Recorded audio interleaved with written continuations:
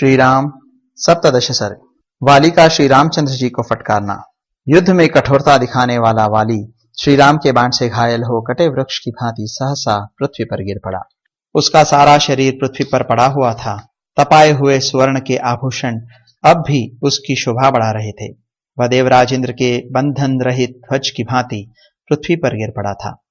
वानरों और भालुओं के युद्धपति वाली के धराशायी हो जाने पर यह पृथ्वी चंद्र रहित आकाश की भांति शोभाहीन हो गई।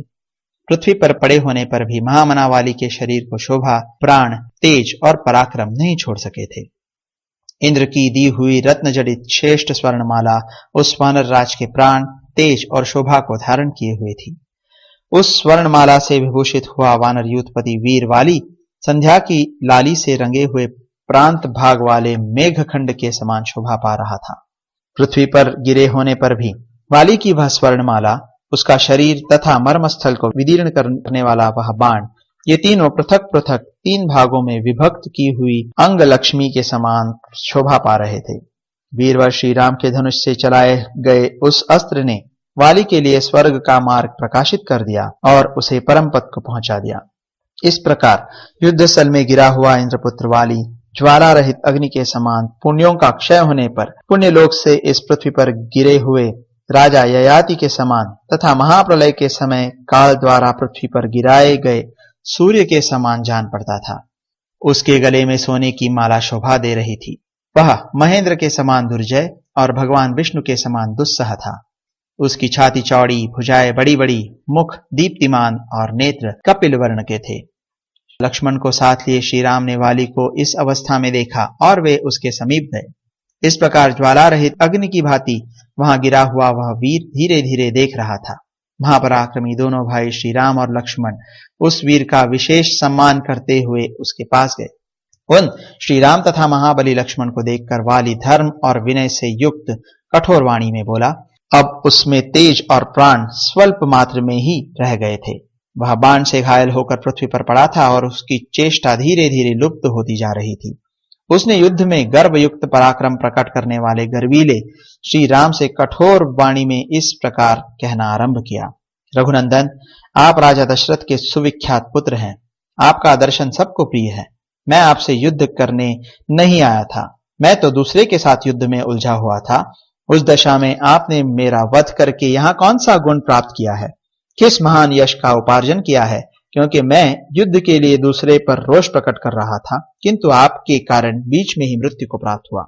इस भूतल पर सब प्राणी आपके यश का वर्णन करते हुए कहते हैं, श्री रामचंद्र जी कुलीन, सत्वगुण संपन्न, तेजस्वी, उत्तम व्रत का आचरण करने वाले, करुणा का अनुभव करने वाले, प्रजा के हितैषी, दयालु, महान उत्साही, समयोचित कार्य एवं सदाचार के ज्ञाता और दृढ़ प्रतिज्ञ है।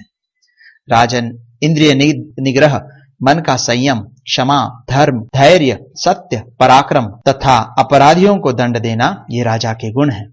मैं आप में इन सभी सद्गुणों का विश्वास करके आपके उत्तम कुल को याद कर तारा के मना करने पर भी सुग्रीव के साथ लड़ने आ गया।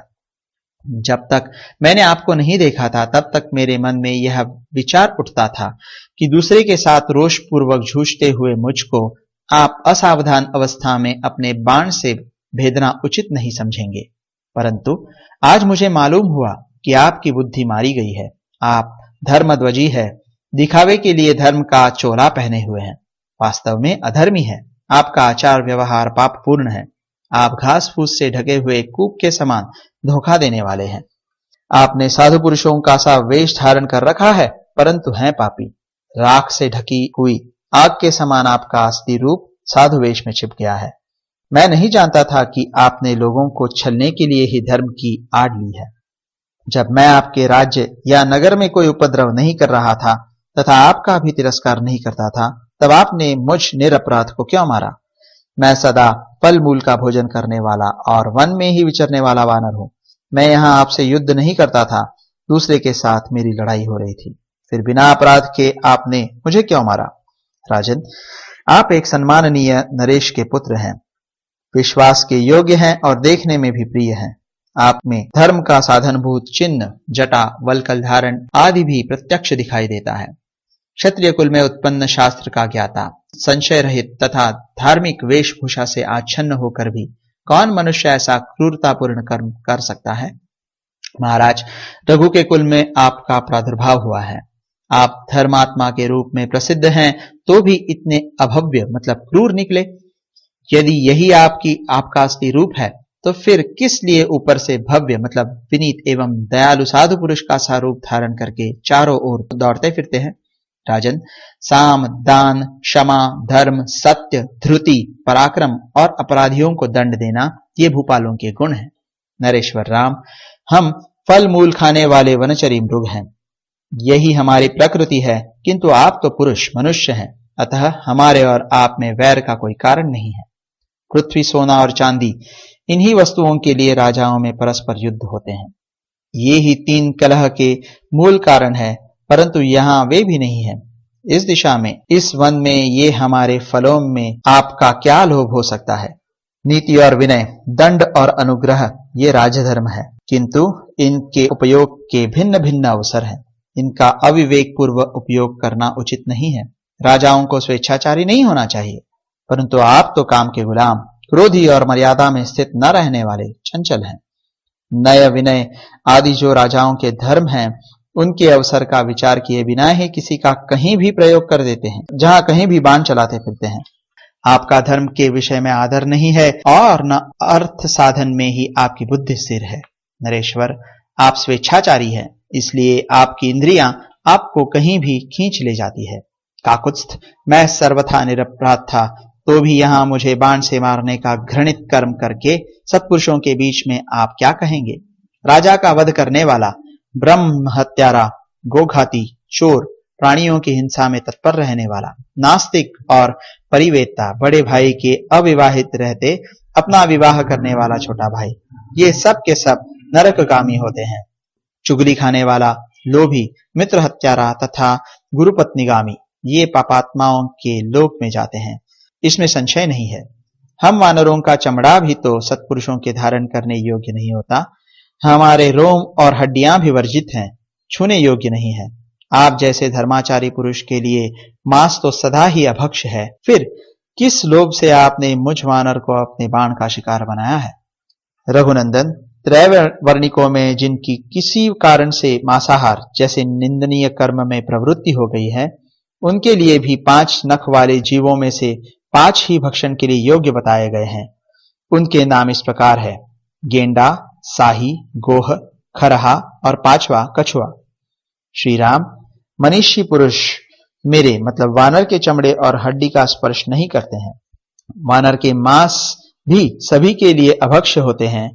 इस तरह जिसका सब कुछ निषिद्ध है, ऐसा 5 नख वाला मैं आज आपके हाथ से मारा गया हूं। मेरी स्त्री तारा सर्वज्ञ है, उसने मुझे सत्य और हित की बात बताई थी, किंतु मोहवश उसका उल्लंघन करके मैं काल के अधीन हो गया।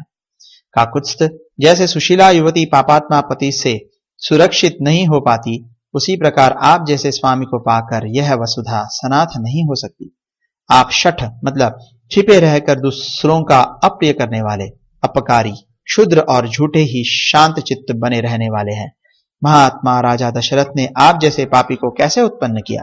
हाय, जिसने सदाचार का रस्सा तोड़ डाला है, सत्पुरुषों के धर्म एवं मर्यादा का उल्लंघन किया है तथा जिसने धर्म रूपी अंकुश की भी अवहेलना कर दी है, उस राम रूपी हाथी के द्वारा आज मैं मारा गया।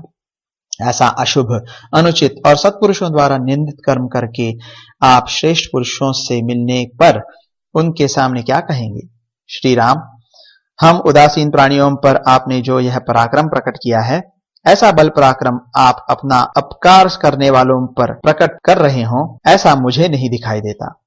राजकुमार, यदि आप युद्धस्थल में मेरी दृष्टि के सामने आकर मेरे साथ युद्ध करते, तो आज मेरे द्वारा मारे जाकर सूर्यपुत्र यम देवता का दर्शन करते होते। जैसे किसी सोए हुए पुरुष को सांप आकर डस ले और वह मर जाए, उसी प्रकार रणभूमि में मुझ दुर्जय वीर को आपने छुपा रहकर मारा है तथा ऐसा करके आप पाप के भागी हुए हैं।